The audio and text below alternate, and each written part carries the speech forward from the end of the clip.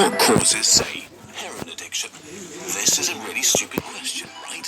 It's obvious. We all know it. Heroin causes heroin addiction. Here's how it works. If you use heroin for 20 days, by day 21, your body would physically crave the drug ferociously because there are chemical hooks in the drug. That's what addiction means. But there's a catch. Almost everything we think we know about addiction is wrong.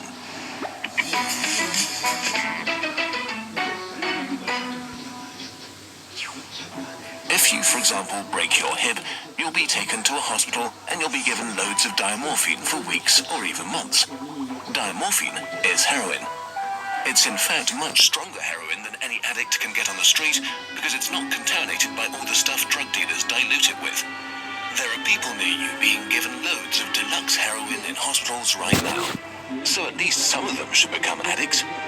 But this has been closely studied. It doesn't happen. Your grandmother wasn't turned into a junkie by her hip replacement. Why is that? Our current theory of addiction comes in part from a series of experiments that were carried out earlier in the 20th century. The experiment is simple. You take a rat and put it in a cage with 2 water bottles. One is just water, the other is water laced with heroin or cocaine. Almost every time you run this experiment, the rat will become obsessed with the drugged water and keep coming back for more and more until it kills itself. But in the 1970s, Bruce Alexander, a professor of psychology, noticed something odd about this experiment. The rat is put in the cage all alone. It has nothing to do but take the drugs. What would happen, he wondered, if we tried this differently? So he built Rat Park, which is basically heaven for rats. It's a lush cage where the rats would have colored balls, tunnels to scamper down, plenty of friends to play with, and they could have loads of sex. Everything a rat about town could want.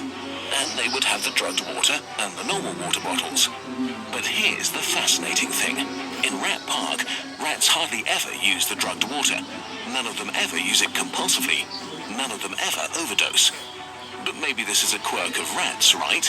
Well, helpfully, there was a human experiment along the same lines. The Vietnam War. 20% of American troops in Vietnam were using a lot of heroin. People back home were really panicked because they thought there would be hundreds of thousands of junkies on the streets of the United States when the war was over. But a study followed the soldiers home and found something striking. They didn't go to rehab. They didn't even go into withdrawal. 95% of them just stopped after they got home. If you believe the old theory of addiction, that makes no sense. But if you believe Professor Alexander's theory, it makes perfect sense. Because if you're put into a horrific jungle in a foreign country where you don't want to be, and you could be forced to kill or die at any moment, doing heroin is a great way to spend your time. But if you go back to your nice home with your friends and your family, it's the equivalent of being taken out of that first cage and put into a human rat park. It's not the chemicals, it's your cage. We need to think about addiction differently. Human beings have an innate need to bond and connect. When we are happy and healthy, we will bond with the people around us. But when we can't, because we're traumatized, isolated, or beaten down by life, we will bond with something that gives us some sense of relief. It might be endlessly checking a smartphone, it might be pornography, video games, Reddit, gambling, or it might be cocaine. But we will bond with something because that is our human nature. The path out of unhealthy bonds is to form healthy bonds, to be connected to people you want to be present with. Addiction is just one symptom of the crisis of disconnection that's happening all around us. We all feel it. Since the 1950s, the average number of close friends an American has been steadily declining. At the same time, the amount of floor space in their homes has been steadily increasing. To choose floor space over friends, to choose stuff over connection. The war on drugs we've been fighting for almost a century now has made everything worse. Instead of helping people heal and getting their life together, we have cast them out from society. We have made it harder for them to get jobs and become stable. We take benefits and support away from them if we catch them with drugs.